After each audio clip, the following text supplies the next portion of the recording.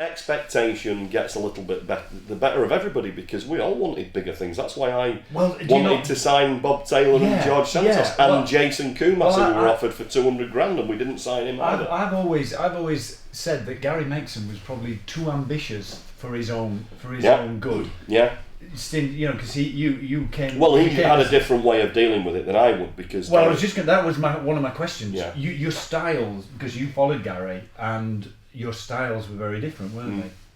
Well, I worked semi-closely with the coaching staff when he was here. Yeah.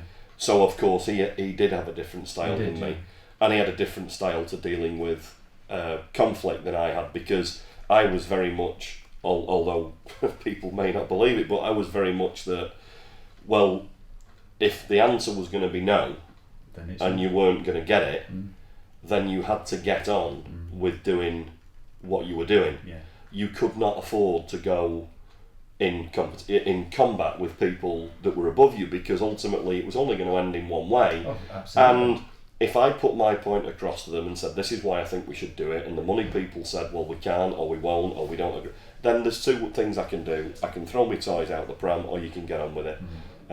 I chose to get on with it most of the time. Yeah. There were a couple of occasions where I took issue with some of the decisions, and I made that point clear.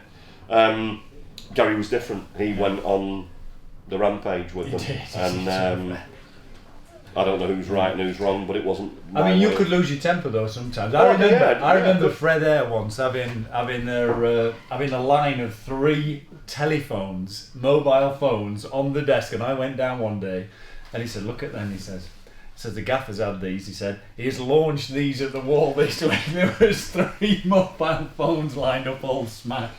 Yeah, probably. That was down there, wasn't it? It probably was. Yeah. I could probably tell you a couple of the stories as to why as well. Yeah. Right, so now let's go on to, do you remember that time? I think you might remember this, and you might be expecting this one, the broken hand. I knew, because you brought it up in a previous meeting. I did. Or a previous interview. On the phone call, yes. You did it. Go on, talk us through that one. It was... Well, it hurt. Well, we were walking up the tunnel at half time. And that's it. Yeah. And that's the. And somebody said something to the gaffer. Like you walk up the tunnel here, the plastic tunnel, and as you walk further up the tunnel from the pitch, the wall gets bigger, doesn't it? It goes up in steps. And somebody shouted something to the gaffer when he's under the tunnel, and I was right behind you, and you went. Bang! Right where you thought the bloke's face was. I wouldn't say that. I thought his face was there. But. Well, whatever. And then we went in. He came straight in the showers, didn't you? And he went, Rog, have a look at this. I went, bloody hell. He says, I punched the wall instead. He said, and it was broken. It was God. like that. I went to see that farmer, didn't I? And he said, God, your knuckles completely disappeared, and my finger was broke. But I do remember that. Yeah. It was painful. I know it was. Yeah. It was we painful. bandaged it up and he went out again, didn't you? Yeah. Like a soldier. Yeah. Right. Okay. Tell us about. There's another funny story which I always remember. For me, the best time I like is when the players have gone out. We've done all the strappings and all the prep.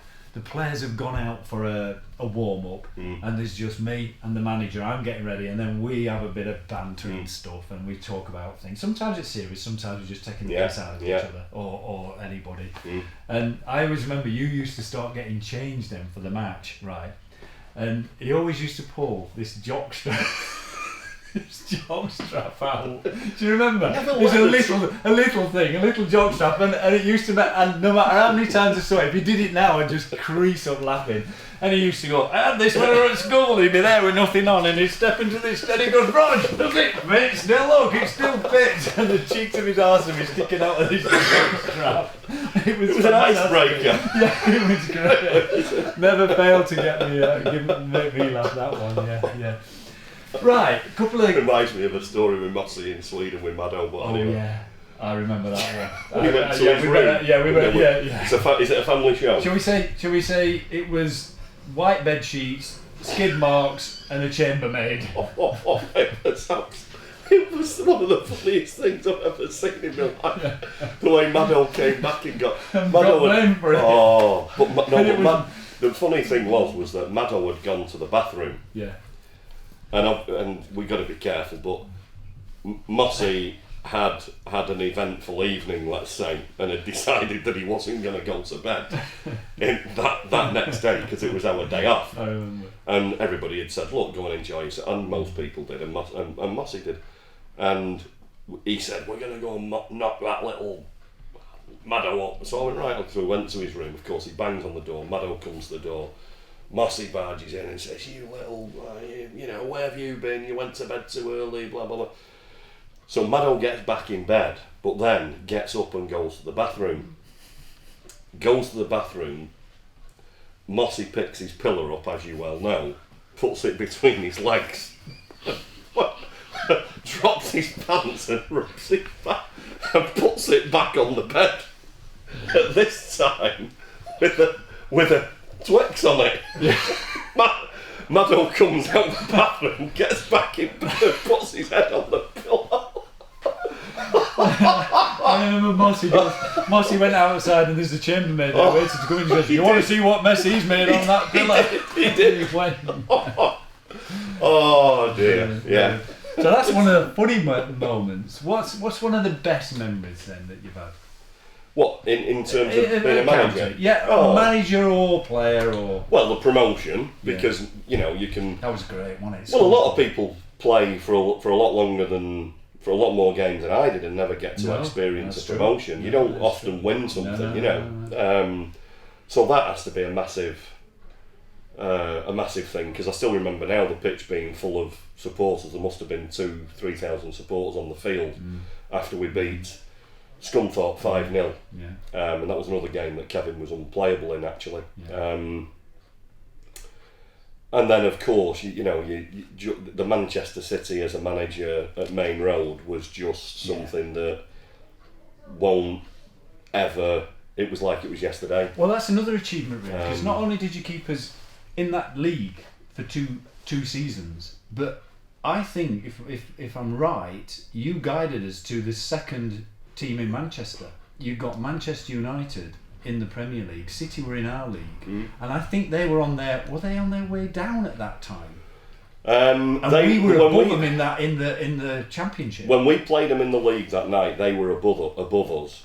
But by winning, I think we went fourth. Yeah. By beating City at Main Road. Yeah. And was that when Albie scored? No. Did he score Dinning scored the penalty in the last minute of the game. Yeah. And there's all kinds of interesting stories about that game, because I'd been to watch Man City, perhaps the game before or a couple of games before, and they absolutely battered somebody. And I came back thinking, we're gonna have to do something to try to stay in the game, for a long period. If we can do that and keep there and frustrate their crowd, we knew there was going to be 30 to 40,000 there. If we could do that with the pace of Ian Moore, the return of Alan Bailey going back to Man City, because there's always a story, isn't there? Gannon and Flynn were playing particularly well at the back. Chris Allen was a threat on the left-hand side, and we were going to tuck Kevin Cooper in and play a three in midfield. And I'd given Dinning a marking job on Mark Kennedy, who was their best player at the time. And we'd said to Cooper to play against Danny Tiato, I think it was, because Tiato was Coops would match him stride for stride. And it was one of those occasions where it all worked out. Cooper was able to run away from Tiato the other way. Dinning, because you gave him a job, stuck his chest out, hit the post. He was playing right back. He was in their box to hit the post for the first goal, for Bailey to score. And he was. I think he played the ball through for Bailey to get brought down, and then took the penalty to win it. And even the penalty, which people might not have ever noticed, but what happened when we got the penalty was that Dinning had chipped his previous penalty. He dinked it down the middle, which used to bloody give you a bloody heart attack. I don't know how they dare do it. And he would do it. You knew that he would do it, and he what happened was that when we got the penalty, he placed it on the spot, and he turned round and he gestured to one of our players and went like that he was going to dink it.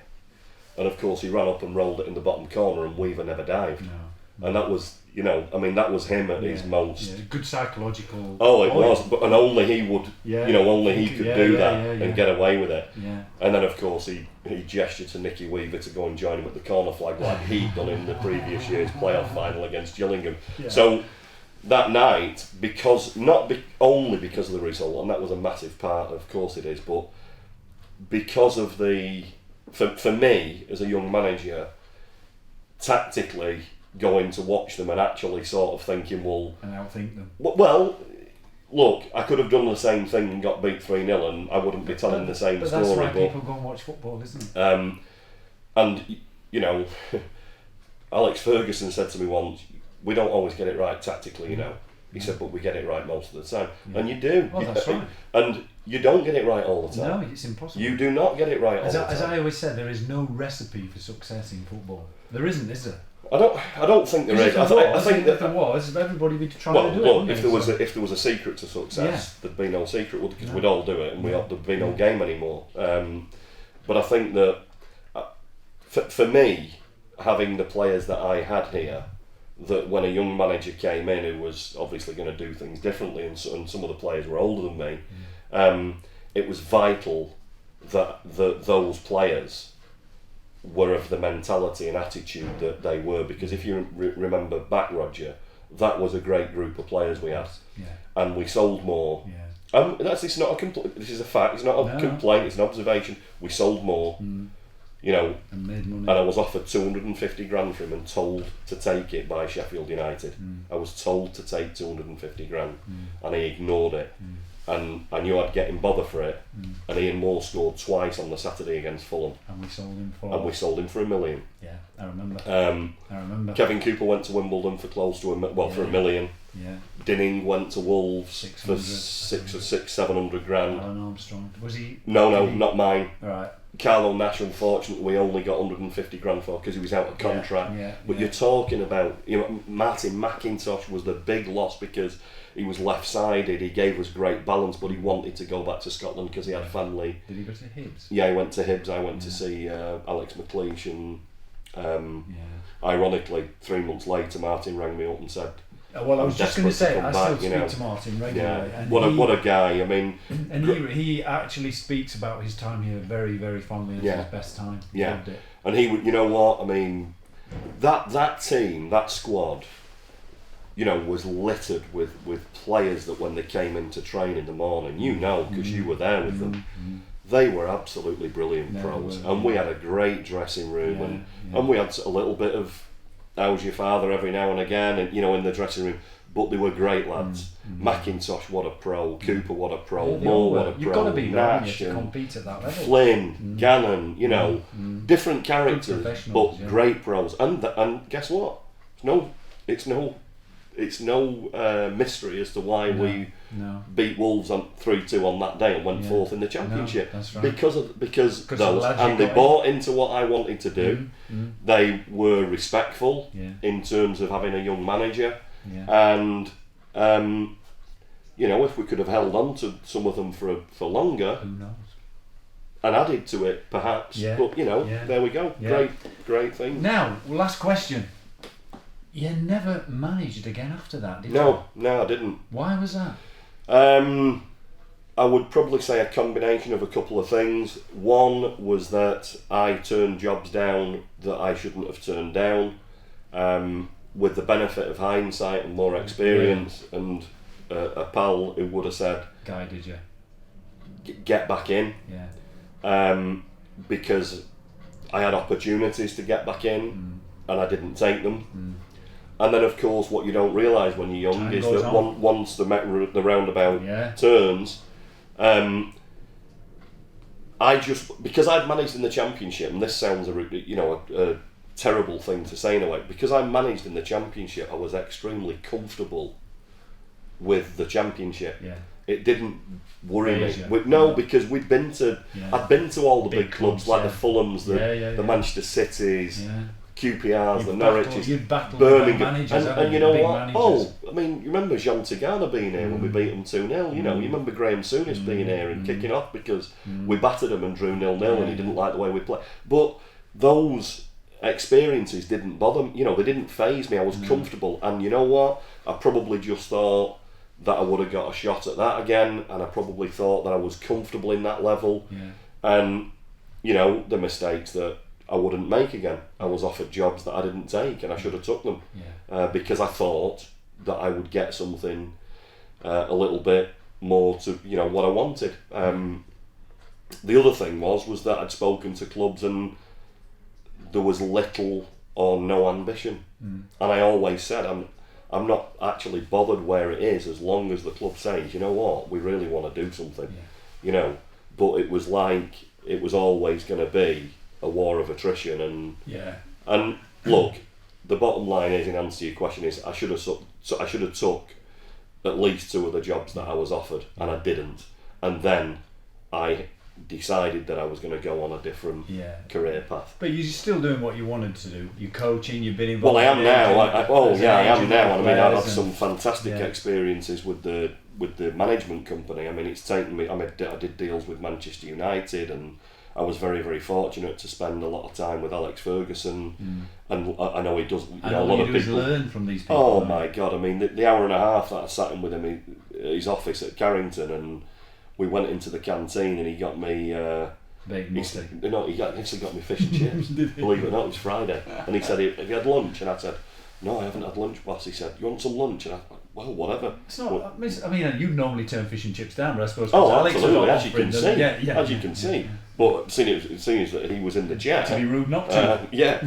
So and went out to Turkey and did deals with Fenerbahce and you know, just a big adventure. But it's not the same as doing, and this kills you at times. I mean, you know, I mean, that's why you've never done it, because you wouldn't do it because you're intelligent. I never want to do it. But it would, you know, it can kill you on the side. It can kill you when you're 3-0 up at half time to QPR and you draw 3-all. And it can kill you when you're 3-0 up against Bolton Wanderers and they come back to 3-all and then should go 4-3 up and we score with the last kick of the game. But these are great things that happen. You look back on them and enjoy them. But when you lose it, when you don't do it, you realise just how much that you need it. It's almost like it's a drug. You can't live with it and you can't live without it. Bit like women. Or men in your case. But that's another story. That's one for another time. He had to get me somewhere. Listen, wouldn't the county fans wish that we were back at that level now that this man was manager at our football club? Well, I wish they were back at that level. And Andy, it's been an absolute pleasure for you to come on the casting couch, and I know you tweeted us and asked to come on here because I think